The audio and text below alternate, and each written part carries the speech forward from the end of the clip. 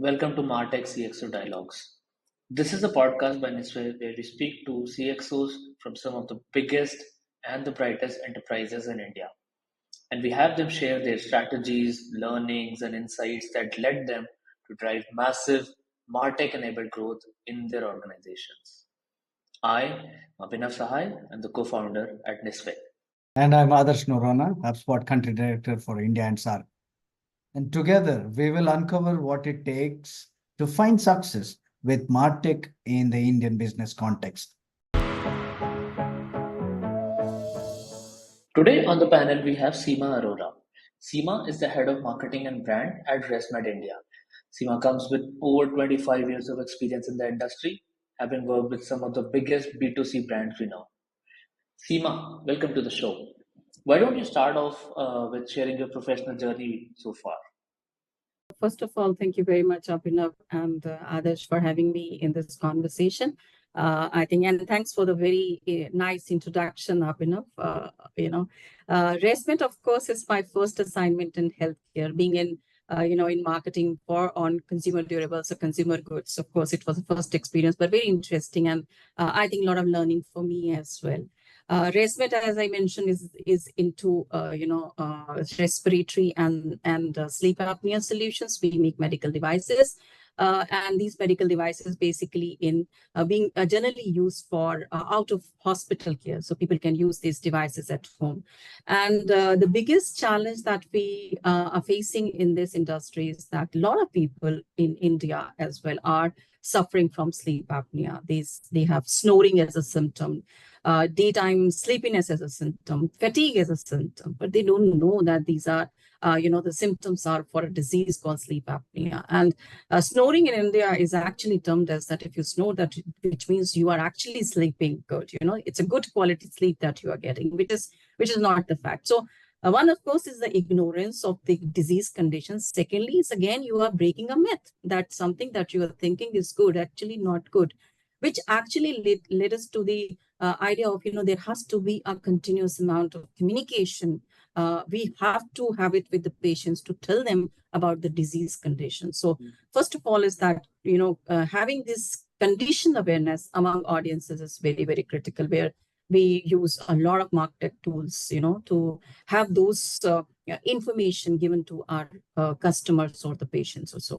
So I think in the entire journey, we have this, the entire digital setup, which is called D2C, direct to consumer setup, that we worked out in last 3 or 4 years. And, we've been interacting with the customers or the patients on a regular basis through these martech platforms. And most of our products, if I say, these products are not the box movers, it's not that there's a prescription coming from a doctor and a patient will go and buy it. No, correct. It's a journey.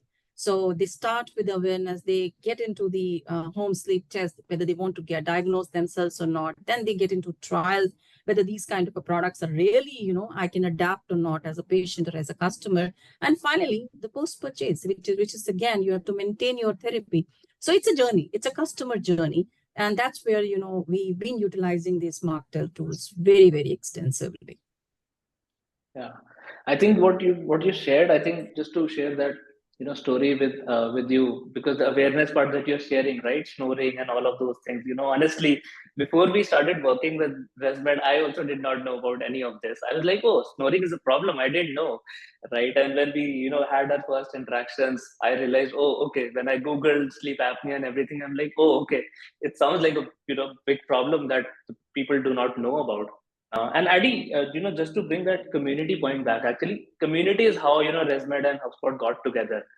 Uh, I remember, I think Resmed's tech is led from Singapore region by Rajiv and his team, right, Sima?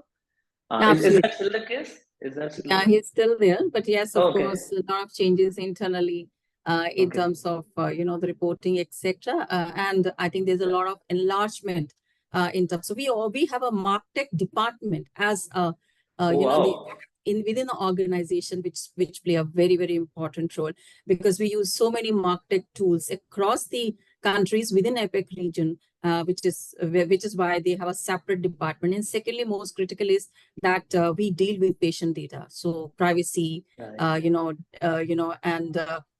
security, data security is very it's a paramount for us, and therefore any martech tool that we use, the department has to first approve, and there are a number of tools that are in use. So yes, he's there, and he has a good number of people working under him. It's a separate department, pledge. Wow. I'm It's been a while.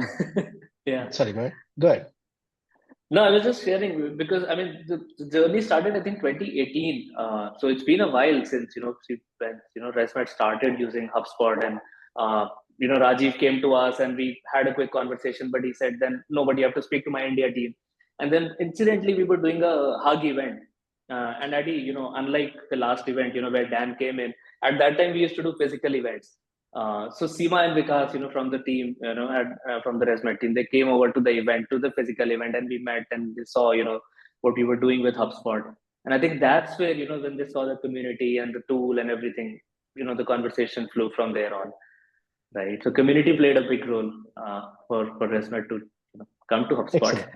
Very encouraging to hear that, and I think it is a powerful arsenal in terms of getting the right minds to come together and share information. So community and its benefits are always underplayed.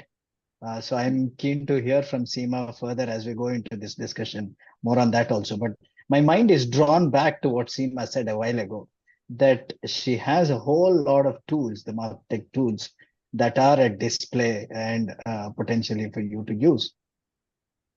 You have now the experience of having worked with a good martech tool, a plethora of tools at your disposal. What's an ideal situation what's the journey a marketing manager or a head of marketing should walk to ensure that the martech tools are aligned in such a way that it increases the brand communication and brand thought leadership? What would be your advice?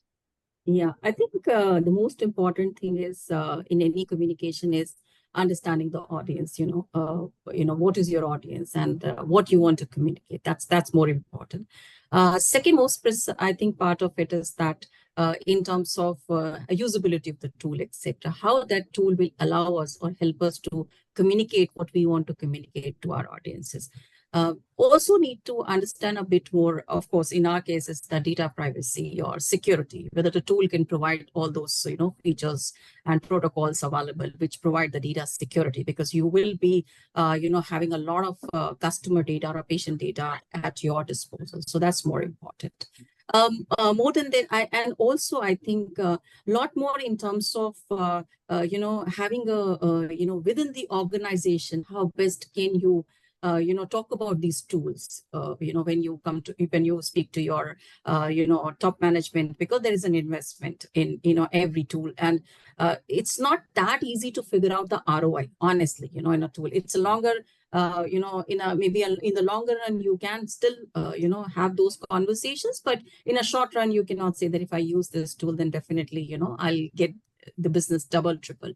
But these are interesting, and we have seen by using these tools, the overall organization in terms of revenue, in terms of processes, in terms of customer delight, it really got a good rating. So it's just not the revenue which is important. I think the way you handle, the way you speak to your customer, the way you do engagement, the way you do the data analytics, even a feedback is as simple as doing surveys, where you do a lot of surveys to understand what my customer is looking for. I think in that aspect, one has to really get into before you finalize a market tools. And one more thing I just keep on adding is that too many marketing tools sometime in the organizations, integration becomes a challenge. Everybody is looking at the data, but everybody is looking from a different lens. So how easy these marketing tools can integrate with each other, it's also very, very important. So I think one has to keep all these things in mind if you are getting into martech, which I feel, at least in a healthcare, a lot of companies are getting the way, within the different marketing platforms, when I speak to the companies, the related colleagues, etc., everybody is getting into martech tools. It's becoming now need of the hour, or maybe the new era of marketing, honestly. And I think the direct benefit out of using it the right way would be to create some kind of a trust factor between the brand that you are and the service or the product that you offer to the intended persona that you're aiming at. And if you don't do that well, then obviously you will not reap the rewards of a potential stack or a tech tool that can offer. So what are the best practices that you yourself did when you came into this organization, and what was running on top of your mind when you started a vision like this? Okay, when we started this, the direct-to-consumer communication using these martech tools, of course, HubSpot is the one we've been using extensively. All our landing pages, the website, everything is on HubSpot.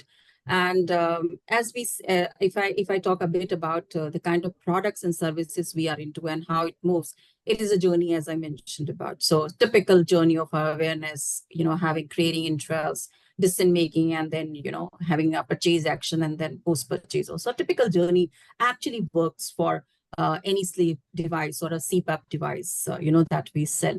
So like in the awareness stage, for example, we have created questionnaires, the sleep quiz questionnaire, which is hosted on HubSpot. So people who are searching symptoms like snoring, daytime sleepiness, they don't know it's a sleep apnea. So even if you tell them that this is sleep apnea, they're not going to listen to you so easily.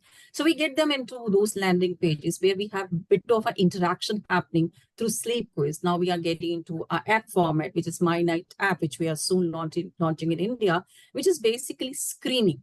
You screen yourselves, you are not sleeping well, or you have these challenges. Let's, better screen yourself, see what's the problem. So that's a lot of tools that we use at the screening stage, because that's the first stage where we provide those disease awareness or a condition awareness. Then comes to the, the interest stage typically that we, have, where if they come, we have those lead magnets, we get their name, email ID, phone numbers, etc. And then we do an email marketing, WhatsApp marketing with them, where we send a lot more communication. Because even if, understanding that this is the disease, they don't do much about it, because this is the chronic disease. This is not it's a lifestyle disorder. This is not something they have a problem, and if they don't treat, they're going to die. It's not that dangerous. But yes, in a long run, they can have so many implications. So there's a lot more communication that's required before they get into a so-called interest, from an interest to a decision-making stage. Even in a decision-making stage, they don't know how the sleep test is done. What is they have to use, how many times they have to wear, how many nights they have to use the device, etc. So a lot of video, information, the small clippings that we keep on sending through emails, through WhatsApp to these guys to make them comfortable that this is not a rocket science. This is something you can easily do at home and just wear it at night kind of thing. And then, of course, there's a lot of support in terms of in case something goes wrong, the device is not working, they can call us, etc. So the whole mechanism is available to support them remotely in case if they want to do these kind of a test at home. After doing the test also, they don't know whether the CPAP will be the one where they can adapt themselves or not. So then we do a lot of video, a lot of testimonials also we need to share with them. Testimonials from patients, testimonials even from doctors. Because sometimes they don't listen to anyone, they just listen to doctors. Yeah, if a doctor is saying probably it's the right way. So those testimonials bring a lot of credibility, because such a niche category, brand is also very niche. A lot of people are not aware about the brand as well. So they need, this brand has this kind of a presence across the country or across the globe. And definitely the product and services are good.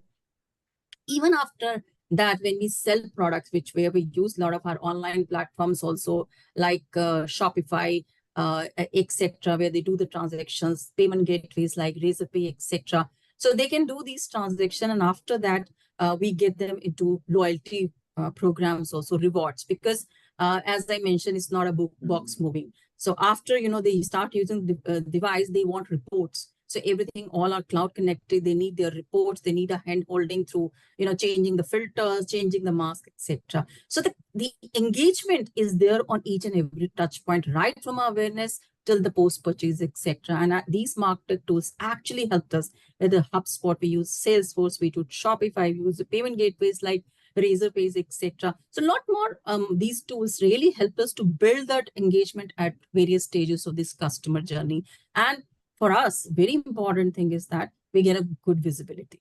So we know where they're dropping, how many are dropping, how many are moving from one stage to another stage. And then we do surveys. We use Qualtrics also as a survey tool, get more feedback saying that why they have dropped out, what they're looking for, so that we help them to get into their journey again also. So retargeting, remarketing is also something then that we do. As we say, it's a long journey, honestly. Yeah. Sometimes people wait even for 2 years, honestly, before they really, do something about it. So keeping a customer data for 2 years, keep on engaging them is something, it's very critical for us. And there, all these platforms help us to do. It's not like you show an ad on a television or on a out of home media, etc., and people will really go and buy it. It's just not going to happen. So there's a lot more conversations before they finally, decide to get into a therapy. Wow.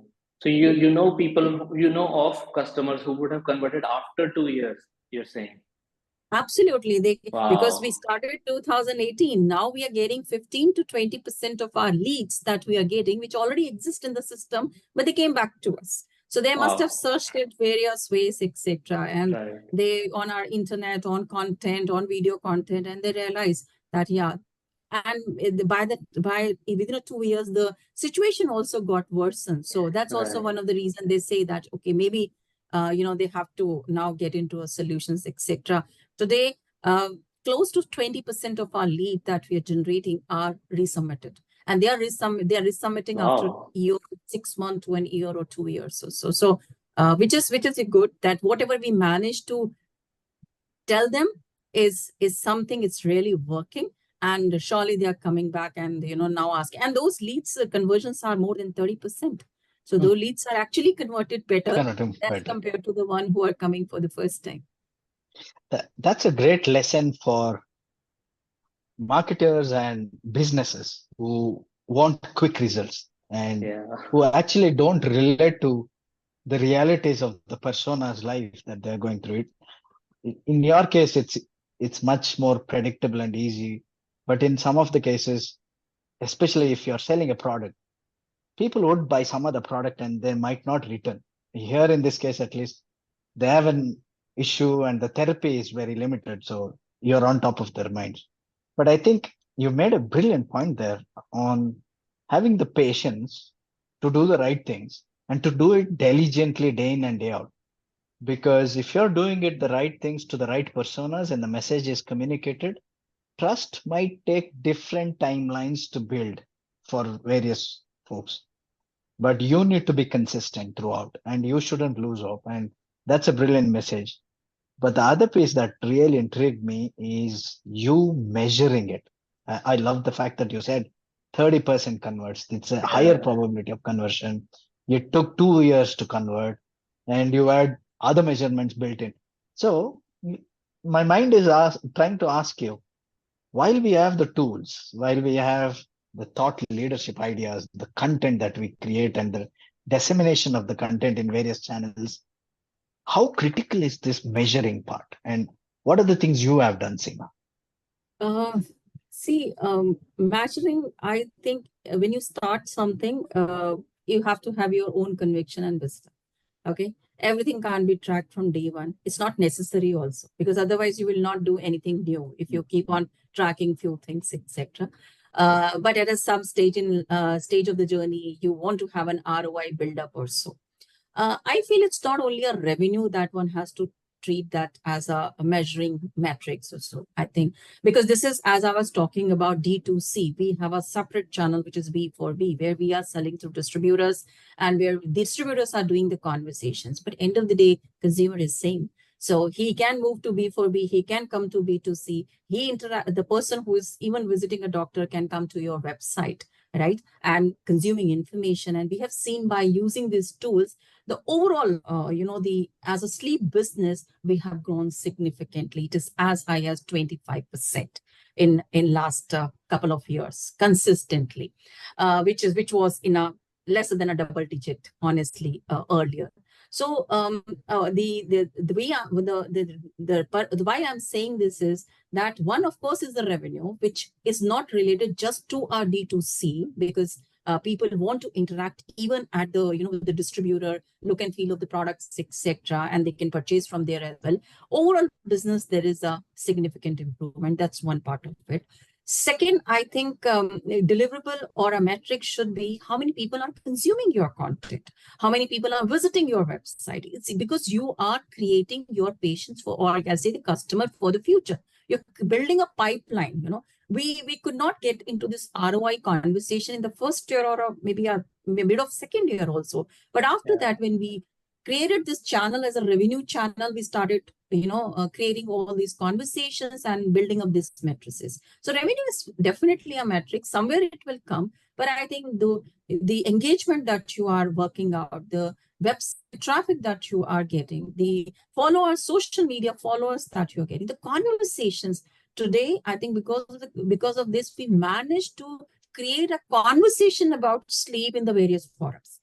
Today, I don't have to tell any community saying, which is where we do these CME programs, that you have to have a sleep apnea as a separate program, or I say a subset of that program. It's already there. They consider, they know that this is something. So I think from our overall awareness for creating that aura, this also should be created. It should be considered as delivery metrics, or so you can say the measuring metrics. Then, of course, screening. So screening doesn't mean everybody get into a diagnostic or a tools. If you can screen so many people, the interaction when a customer does with a digital tool, I think it's somewhere stay in his mind rather than just looking at the ad in an ATL or so, because you interacted.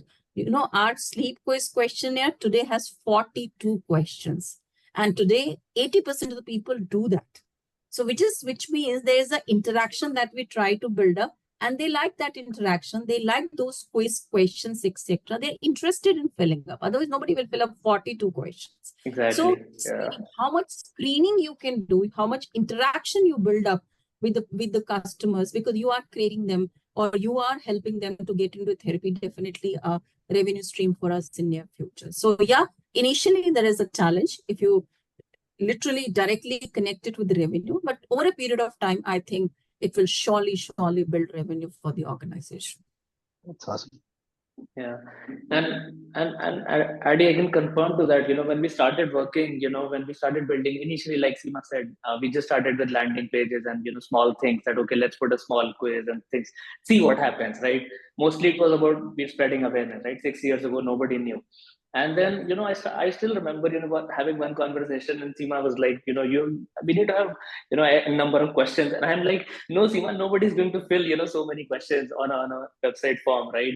And now she's, as you heard, right, 42 questions and 80% people filling that, 42 question form. That's amazing, right? And then all of this was backed up with, I've had the chance to work with some of the members of Seema team. Amazing, some of the guys were really good with data, like really good. We were like, are they data analytics person or they are a marketer, right? Seema, right? Sunil and all, team. Absolutely. They've been brilliant because with the whole data. Yeah, absolutely. Because martech platforms give you a huge opportunity to look at the data. So I think in marketing, everybody has to be analyst now. There's so much of data flowing in through these platforms. Everybody has to understand whether it comes to a customer segmentation behavior, understanding the pain points, etc. So I think some of the other, as he rightly pointed out, Abhinav rightly pointed out, somewhere or the other, they all are analysts, right? Maybe not in their the qualification, but they must know how to treat the data, how to look at the data, etc. It's a gold mine, honestly. One of the things which came up very, very strongly in most of our, feedback and the survey mechanism is, for example, this sleep quiz. We find there's a 30% overlap with insomnia.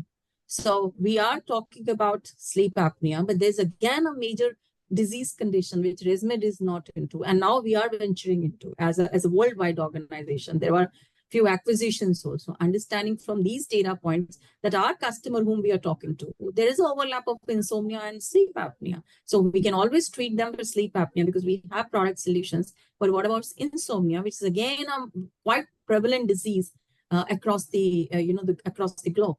So it also gives us an opportunity to work for our future funnel, honestly, not just the customer funnel, even for our product funnel also. So that's really what a beautiful insight we've just got. I think this is probably the highlight of this episode. It's going to be where suddenly marketing teams will not just have super creative marketers and the content writers and the designers and editors and the ones who control the orthodox way of doing marketing, but also data scientists.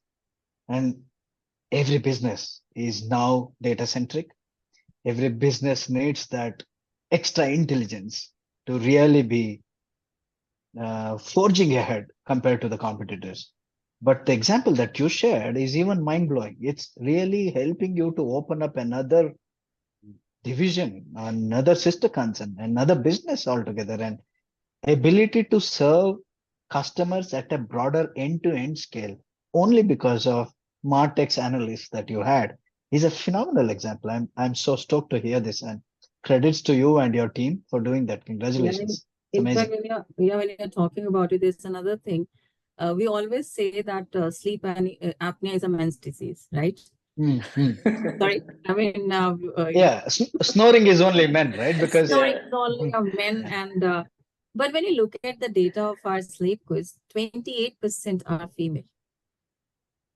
Right. That's a big number. So we realize that people, the female audience, interact more strongly with the martech platforms than the male audience. I mean, from our data, it could be different for other organizations or industries.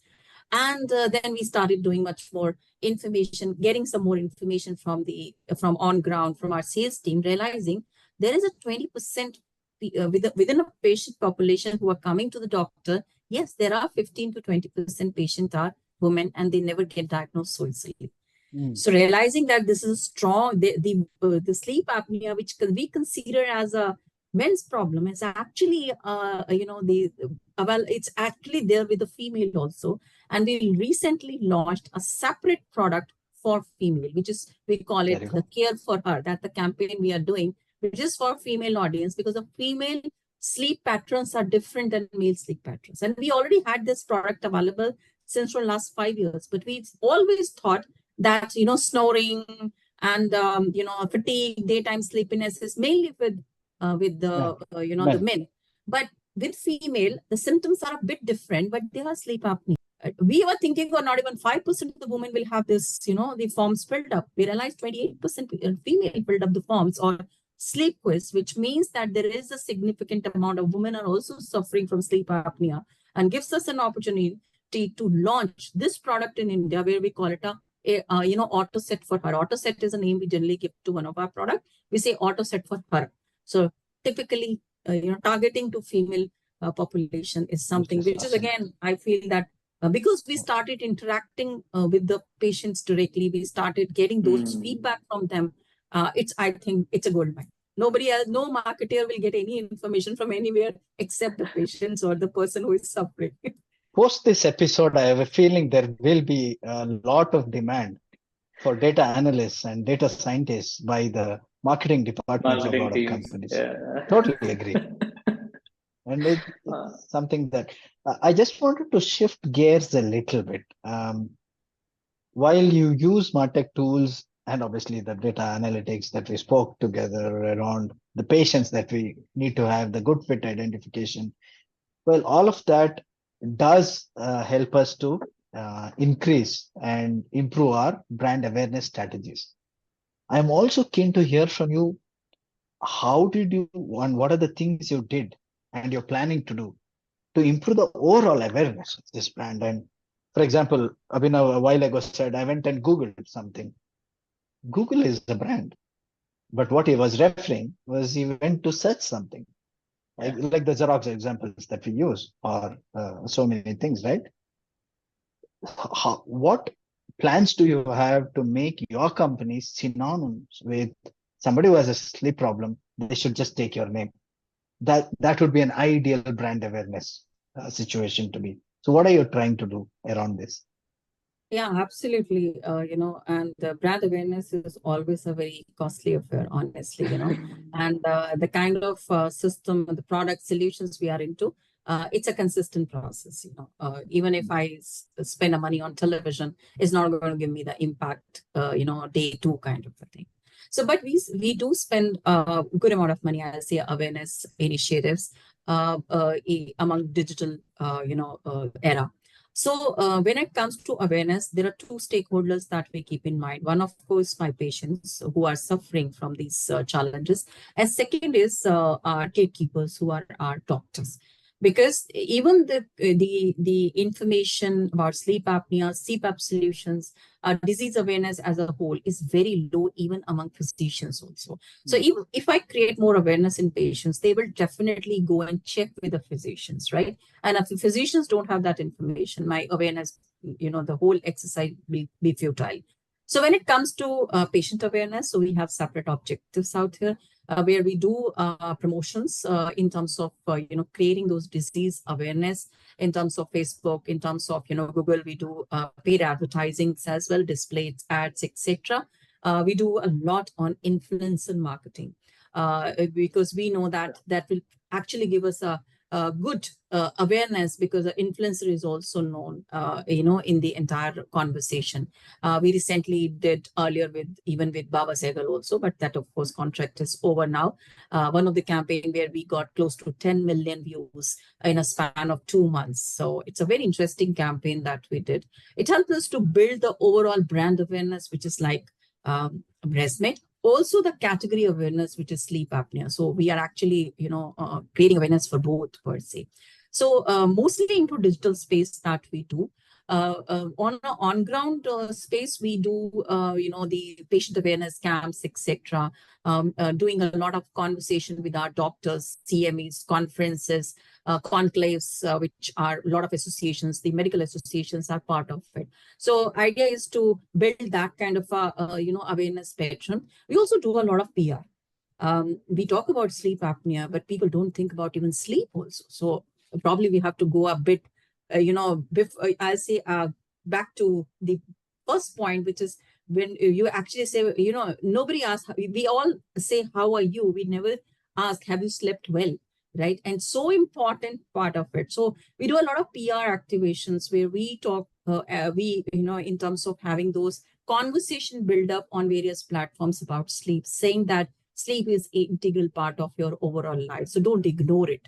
Right. So if you're not sleeping well, if you have these challenges, and then get them into a conversation of sleep apnea, because today the audience is not talking about sleep and you tell them you have a problem with sleep apnea, he's not going to listen. So PR also play a very important role. Through PR, we do a lot of testimonials, a lot of, the conversation from doctors. Also, we build up a radio activation where we just keep on, doing a lot more awareness about the brand and the condition as such. I think for us, a major challenge is the condition awareness because we don't have much of a competition as such in the market. And, if we people are sensitized about the condition, about the disease, there is a high chance that they will definitely,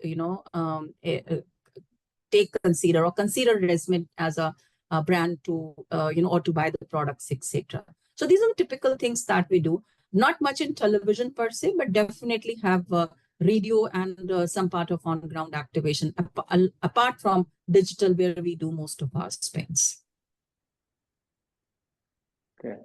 And Seema, quick question on that. So is like when you think of, these campaigns, I mean, is a technology or a platform or, does that part become a part of the conversation that, okay, we how can this tool get us scale? Because you're looking at scale, in each campaign, right?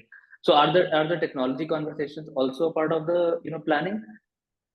Absolutely. We in all our, I say when we devise any campaign, we generally do 2 campaigns in a year, which is like a major campaigns. One of the campaign is during the World Sleep Day, which is now touching 15th of March is the World Sleep Day. So it's a 1.5, 2 months campaign that we do. And whenever we devise the campaign, the martech person is a part of the conversation, because for us it's very important what martech tool we are using to communicate this. Sometimes you have to adjust your creatives accordingly so that you can use you can exploit your tool more effectively, efficiently to provide this information to the larger audience, etc. If, for example, if I'm using a WhatsApp, then the entire tone, the entire conversation, the entire look and feel would be different if as compared to if I'm doing an email where I can put a lot more matter into the template, etc. So yes, martech are integral part of the campaign design, so that they provide us those at least those nitty-gritties or those points where we even if we have to do a bit of adaptation in the creative, we should do that, because a tool, a creative is as good as your tool is. So if your creative is not fitting into your tool, a customer experience goes for a toss. So it's very much there. Okay. Very interesting. I mean, I don't think these kind of conversations we used to have a few years ago, right? How important the tool or the technical guy has to be there in the conversation, right? Marketing conversation. For me also, right from a traditional marketing, when I started my career, where we used to spend almost everything on television or radio and maybe cinema and then outdoor, etc. within a media spend or so, to now where we have most of the spends are on digital. So for us, it's a complete shift, I'll say. In between, like, maybe 10 years or 8 years before, I was spending a 5% on digital marketing. Today, I have 80% on digital marketing. So everything has changed. And in fact, it's a learning for all of us. Of course, we are learning while we are doing it. But I think new breeds that we are getting into our marketing, they are pretty aware of this. And it's good because if you want to use these tools efficiently, effectively, you need the skill set. And training, very important. Sometimes we put the tool into the ecosystem. We don't know, half of the time we don't know how to use it properly. You may be using using a 10 or 20% of it. So which is also very important, providing training, relevant training to the marketing team per se it's absolutely very, very important. You mentioned about the shift in the industry around general digital transformation in almost all projects, and going digital for your brand awareness and your promotions is a natural byproduct of the overall market that we see globally. What I want to ask you is, in that journey where you've seen businesses leaning onto digital world for a bigger TAM, a bigger scale of operations, and probably diversification of their businesses beyond the smaller abilities that come with attached with offline. When this growth was happening, what were your best practices inspiration? Like, whom did you see? Which brands did you see? Or which practices did you see that really inspired you to become what you have done today? So, the earlier part of my career, I was with durables and goods, etc. So I have a lot more learning from there. Samsung is something I used to follow a lot. The way they designed their whole ecosystem, they were completely on ground. They were there television and then on ground. Samsung shops, etc. there, and they moved to digital. The way they project their product, the product pages are really good, providing a lot more information, and a lot of animation that they build up in the entire setup is something really good.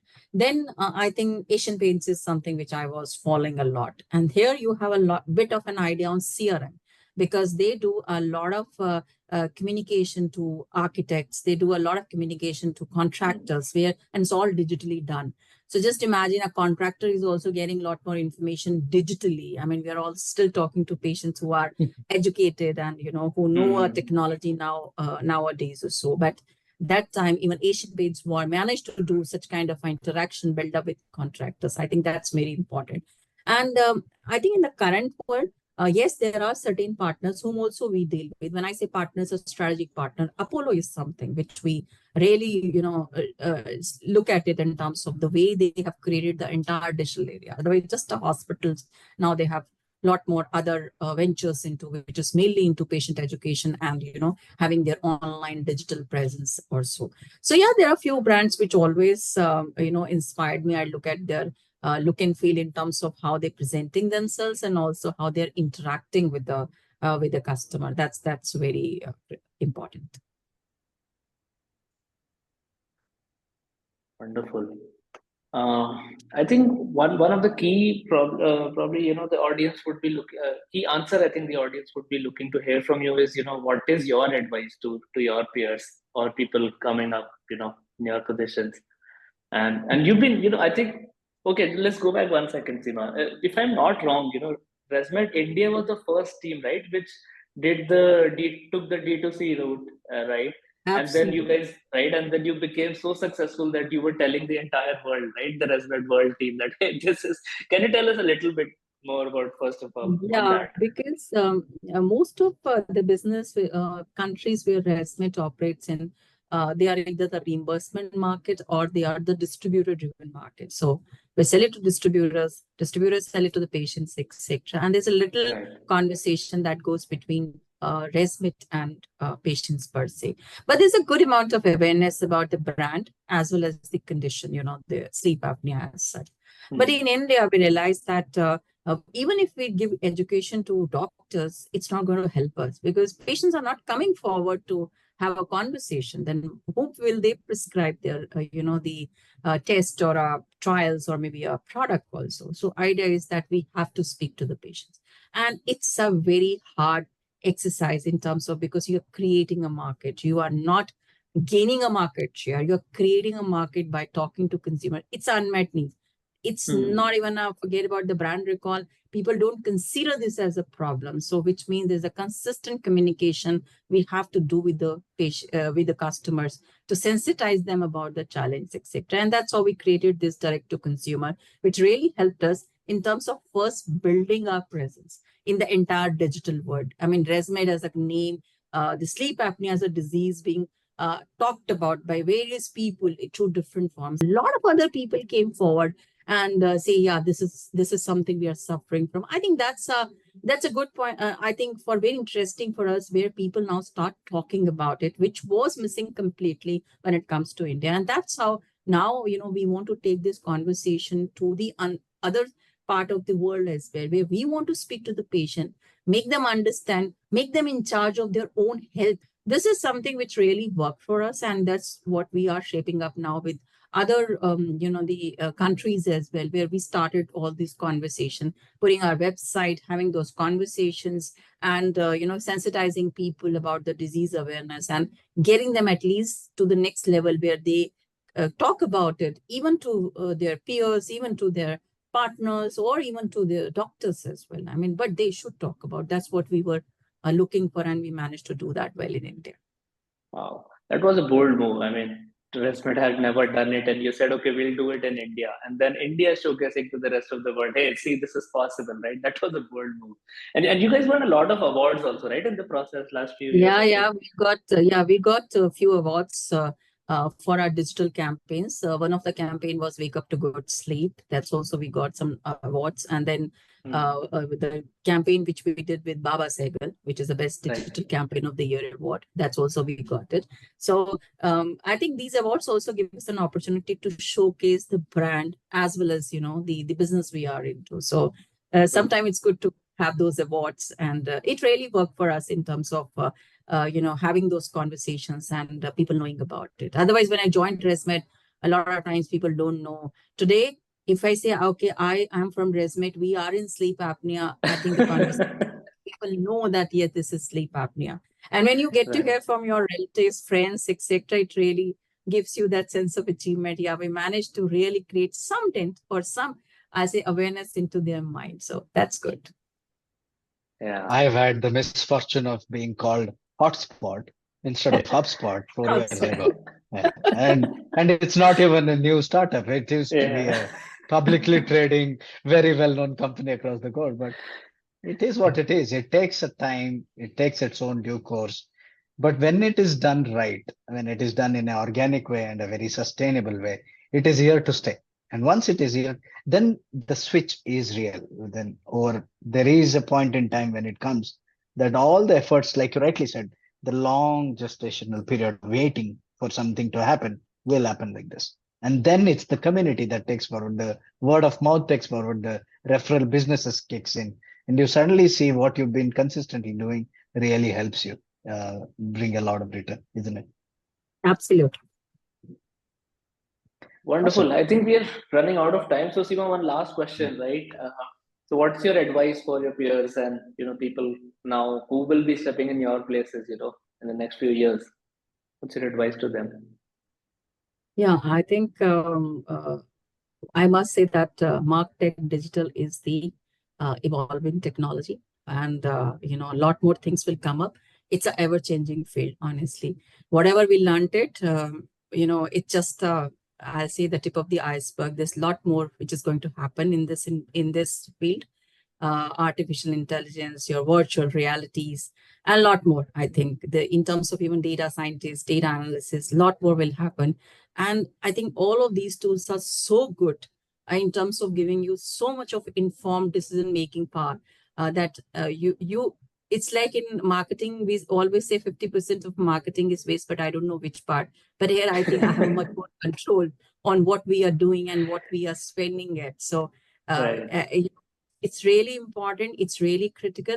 And this is the future of marketing, honestly. The traditional marketing will further go down because so much of clutter in OTTs and your television channels, etc. And people want conversation.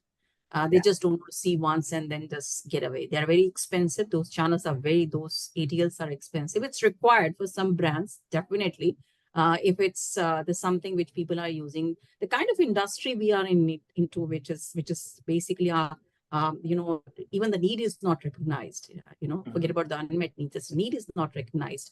We have to have a conversation. I think these tools are future for us, for our marketers into these industries. This is something that we have to, and as I mentioned, ever changing, evolving. Today, whatever we are doing, probably have to do a little different, years coming up, etc. So we should be preparing ourselves up to date on these various tools also. Wonderful, wonderful. This has been great, Seema. This has been great, really great. Addy, any last thoughts before we close? No, I think I have taken a lot of gold mine nuggets from this conversation, but one thing that really led me to think is the change that we are seeing in the martech world. We saw the influx of tools, we saw the technologies coming in, we're talking about AI to be all of that. But this conversation gave me another dimension of what the future is going to be and the power of using the data in the right way. And that data to be used not just to solve for the customers and solve for your prospects, but solve for the business growth as well. And I was so happy for Seema's team, which did the contribution eventually to come out with new product lines, come out with a new product itself and the company itself, another brand new service. And it was amazing to hear that. So that's my biggest takeaway, Seema. Thanks for sharing all of that. Thanks for taking time. It was a wonderful conversation. I loved it. Thank you. Thanks, Abhinav. Thanks, Eric.